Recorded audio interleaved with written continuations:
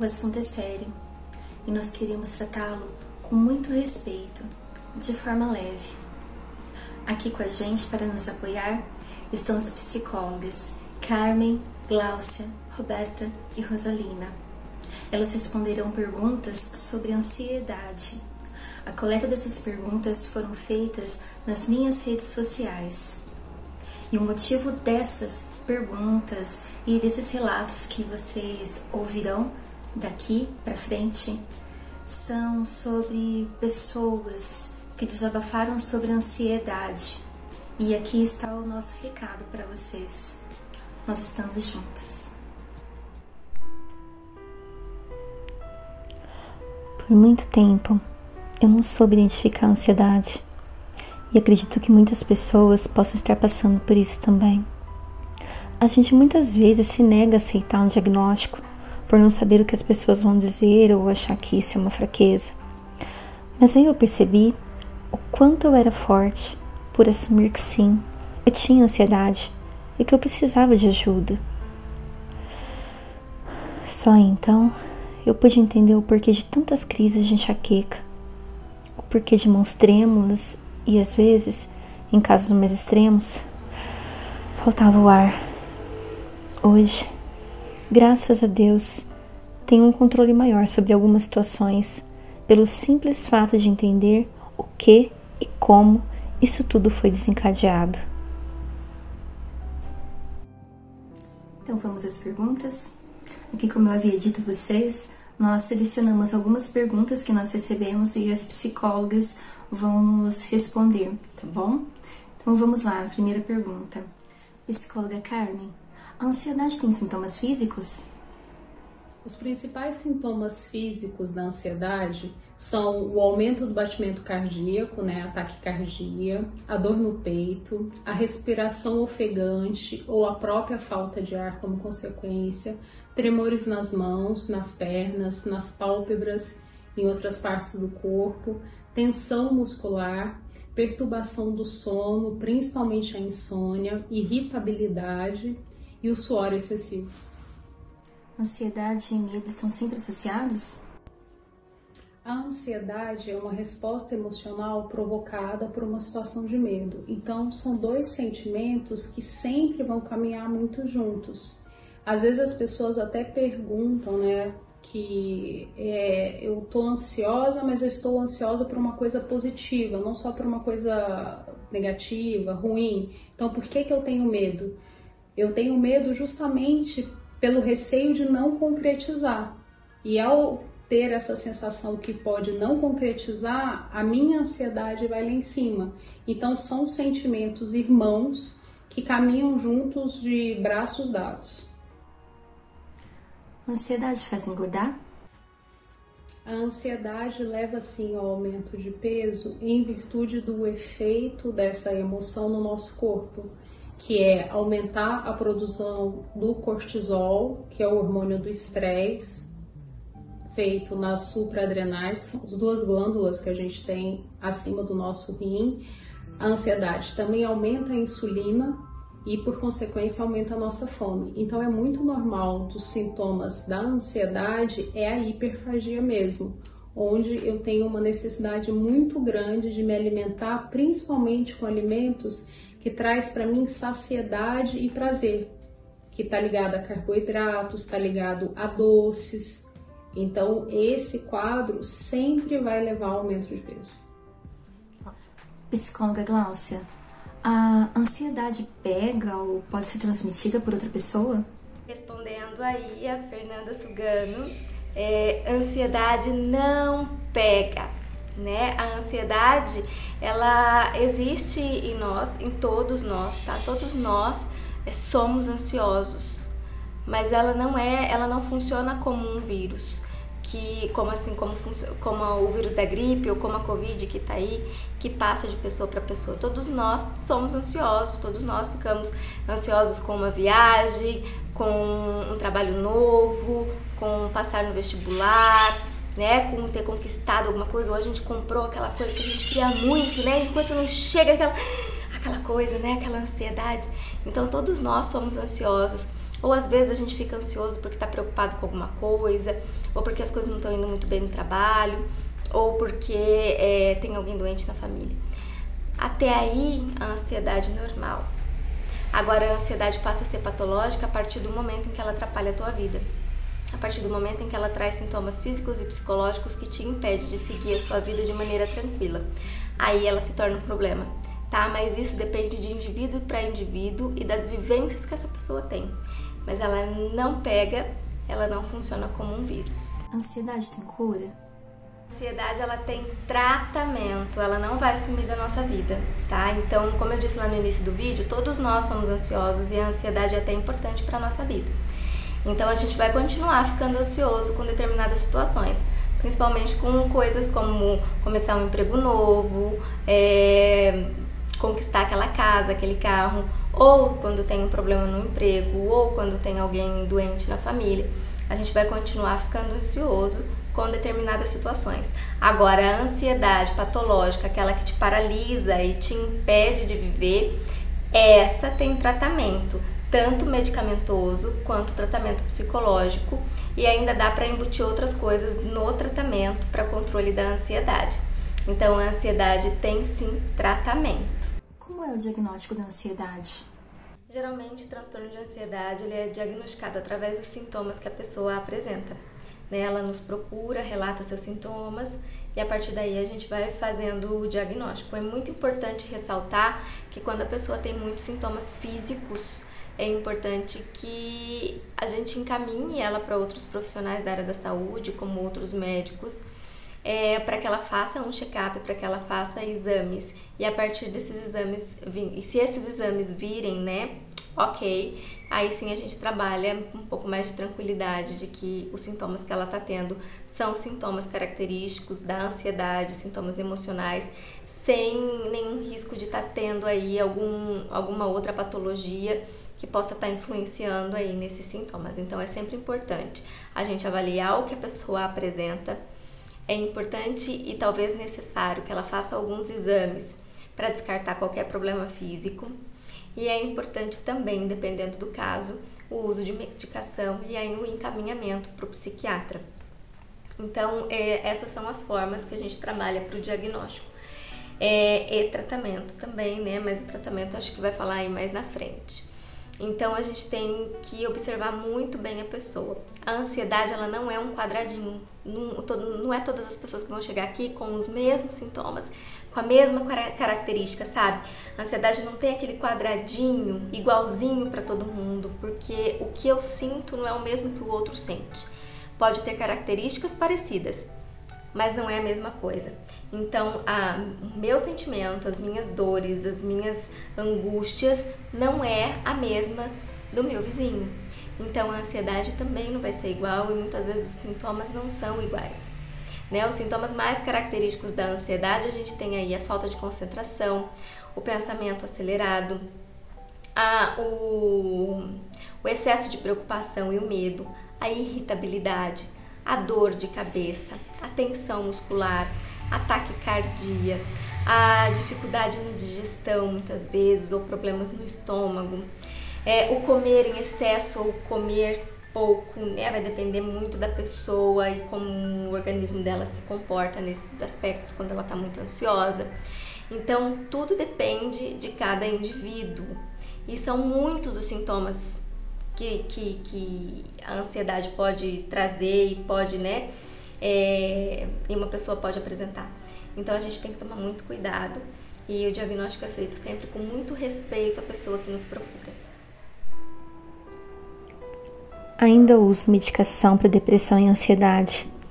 Muito raro, vejo o Insta e quase nunca o Face. Relaxo minha mente jogando no celular ou vendo seriados. Psicóloga Roberta, como identificar que uma crise está começando ou o que fazer para ela não evoluir? Oi, Fer. Os sintomas físicos, eles são um forte indicativo de que a ansiedade já está num nível alto e você pode estar perto de uma crise.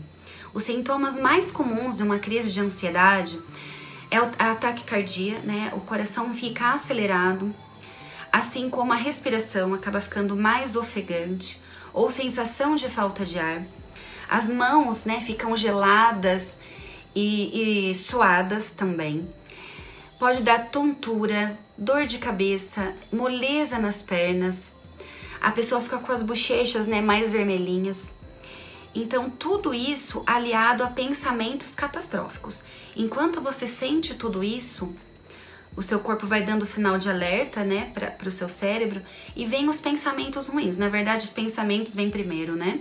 Então, os pensamentos catastróficos de que o pior ali pode acontecer vão causando essas sensações, o que faz aumentar os pensamentos. Então, vira um ciclo e a ansiedade só vai aumentando, né? Que é o estado de alerta em você.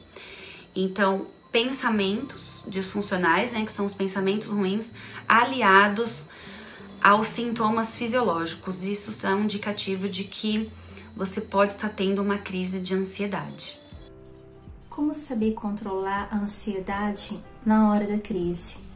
Fer, uma das formas da gente controlar e já procurar amenizar essa crise da ansiedade, o primeiro ponto é o autoconhecimento. É a pessoa identificar todos esses sintomas que eu falei há pouco e saber que isso já se trata de uma crise de ansiedade. Então, ter consciência de que isso é uma crise e que a sua ansiedade já está num nível alto. O controle da respiração é muito importante. Ele é essencial nesse momento. Porque a gente precisa tirar o foco do pensamento disfuncional, que é o pensamento que nos põe em alerta. Na crise de ansiedade, os pensamentos eles vão longe, então eles vão te preparando para o pior cenário da sua vida. E isso vai te gerando mais medo, mais ansiedade, consequentemente todos os sintomas que eu falei na pergunta, né, da resposta anterior. E quanto mais eu colocar foco nesses pensamentos, mais ele vai crescer. Então, o que eu preciso fazer? Tirar o foco do pensamento. Uma das técnicas é a respiração. A respiração de 7 em segundos, ela é muito boa. Então, você vai respirando em 7 segundos, inspira em 7 e solta em 7. Vai fazendo isso até você se acalmar. Enquanto você estiver fazendo a respiração, vai prestando atenção no seu corpo, nos barulhos à sua volta, na sua respiração, no barulho que ela faz, isso para tirar o foco do pensamento. Se possível, né, ficar num lugar mais arejado, que você consiga prestar atenção em outras coisas. Precisa ser uma coisa consciente, né? É treino. Por isso que o autoconhecimento é essencial. E a ajuda de um psicólogo, né, um profissional capacitado também é essencial. Porque a gente não dá conta de tudo sozinha. E quando a pessoa já tá tendo crises frequentes, a ansiedade num nível alto assim, é muito importante você procurar a ajuda de um profissional capacitado, né, que é o psicólogo, porque ele vai trabalhar junto com você, fortalecendo o enfrentamento dessas crises, conhecendo o porquê. Então tudo isso vai ajudar. Mas no momento, né, que você estiver ali, tira o foco, faz a respiração e se tiver alguém por perto, peça ajuda, porque de você ter alguém ali no apoio, já vai amenizar a sua crise. Não sinta vergonha, porque você não tá sozinho e isso não é um sinal de fraqueza, tá bom? Agora, o mais importante é que ao longo dos dias a gente possa enfraquecer essa ansiedade também, para não chegar na crise. Então, uma rotina de sono é essencial. Procurar deixar o celular longe, né? Longe das telas. A gente fala muito isso com criança, mas para nós adultos também vale. O uso excessivo das redes sociais já é comprovado que deixa a gente mais ansioso, porque parece que a gente tá sempre aquém, né? Então parece que eu sempre tô tendo que correr atrás das coisas, tá todo mundo bem. Então as redes sociais, ela é legal, ela é importante, mas usa com cautela. As redes sociais deixam a gente mais ansioso. Outra coisa importante, anota tudo, esvazia a sua cabeça, porque quanto mais coisas você tem que fazer, pensar em fazer, vai te deixando mais ansiosa. Ai, preciso fazer isso, fazer aquilo, aí você e fica enumerando essas coisas na sua cabeça o tempo todo. Isso te deixa em estado de alerta. Esvazia a cabeça, anota. A ansiedade, ela vem muito dessa, né, da má gestão do tempo e da gente ficar tentando o tempo todo nos lembrar o que tem que fazer. Não precisa, anota no caderninho, anota onde for mais fácil para você, no seu bloco de notas, esvazia a sua cabeça. E o exercício físico também é um grande aliado para a ansiedade. Então, se você for se cercando dessas coisas ao longo dos seus dias, as chances de você ter crise de ansiedade é menor. E procurar perceber quais esses pensamentos automáticos que dão gatilho para que a crise venha. Então, o autoconhecimento é essencial. O transtorno de ansiedade, ele pode ser causado pelo uso abusivo de alguma droga? Sim, Fer. Existem estudos muito sérios aqui no Brasil, nos Estados Unidos, na Austrália, que demonstram essa correlação entre a ansiedade e o uso abusivo de drogas, seja ele qual for, qual droga for. Quando a pessoa está usando essa droga, seja a bebida, seja qualquer outro tipo de drogas, né? Ela tem a falsa sensação de que a ansiedade está diminuindo, mas na verdade não. Então, eles vão se retroalimentando e quanto mais eu sinto ansiedade, mais eu uso droga para aliviar essa ansiedade. Usando muitos tipos de droga, alimentando esse vício, eu fico mais ansioso e isso vai só piorando. Então, os estudos mostram que, infelizmente, um acaba alimentando o outro, né? De uma forma negativa. Então, a ansiedade não diminui com o uso de drogas. Na verdade, ela aumenta. No momento que está usando, a pessoa tem a falsa sensação de que ela vai diminuir. Mas, na verdade, logo um tempo, ela vai cada vez mais se sentir ansiosa e na expectativa para usar essa droga de novo, na esperança dessa sensação melhorar. Mas, na verdade, como eu disse, né, infelizmente acaba só piorando. Psicóloga Rosalina, por que as pessoas têm ansiedade?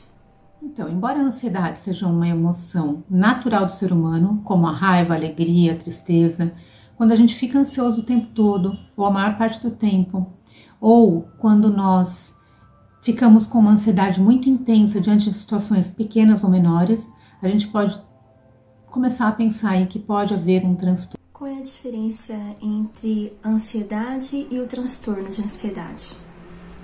Os transtornos de ansiedade são muito mais comuns do que a gente pensa. Um levantamento da Organização Mundial de Saúde fala que o Brasil é o país número 1 no ranking de ansiedade. A gente tem quase 10% das pessoas aí com algum transtorno. E quando a gente pensa no transtorno de ansiedade, nós estamos falando de uma doença, né, ou de doenças. Na verdade, são transtornos, existem vários tipos de transtornos de ansiedade. O transtorno de pânico é um deles, as fobias, mas o mais comum é o transtorno de ansiedade generalizada. É importante você observar como a ansiedade se manifesta na sua vida. Ela vem acompanhada de sintomas mais intensos, ela tem ficado muito frequente, tem atrapalhado a sua vida, tem te atrapalhado no desempenho das suas atividades, por exemplo, no trabalho, você evita fazer algumas coisas, você perde oportunidades, ou na vida familiar, né, na vida social. Como é que a ansiedade se manifesta e o quanto ela interfere no seu desempenho e também na sua qualidade de vida. E, importante, quanto gera de sofrimento. E a gente não pode negligenciar isso. Mesmo que não tenha um transtorno instalado, buscar uma ajuda de uma psicoterapia, né, de uma psicóloga, um psicólogo, é muito importante para que você possa compreender quais são os gatilhos da ansiedade, como a ansiedade se apresenta na sua vida, desenvolver estratégias para lidar com ela, né, e poder aumentar o seu nível de bem-estar, o seu nível de autoconhecimento e você ficar melhor. Qual o motivo de eu não poder controlar a ansiedade sem que ela aumente? Então, como é que a gente controla a ansiedade? Muitas vezes a gente fica tentando controlar a ansiedade. E essa tentativa de controle da ansiedade pode fazer com que a ansiedade fique ainda maior, com que eu fique mais acelerado, meus pensamentos fiquem mais intensos. Então, o que eu posso fazer? E o que eu devo fazer? Tirar o foco da ansiedade, né? Então, em vez de pensar que eu devo controlar a ansiedade, eu posso, por exemplo, pensar que eu preciso me acalmar, que eu preciso voltar para o eixo, ou simplesmente Eu posso mudar o foco, por exemplo, mudando a minha respiração. A respiração, a gente fala que é a chave do equilíbrio. Quando a gente muda a respiração, respira de uma forma mais profunda e lenta, a gente ativa outros sistemas no nosso corpo, no nosso cérebro, que vão liberar substâncias que trazem uma sensação de relaxamento, de alívio da tensão física e emocional.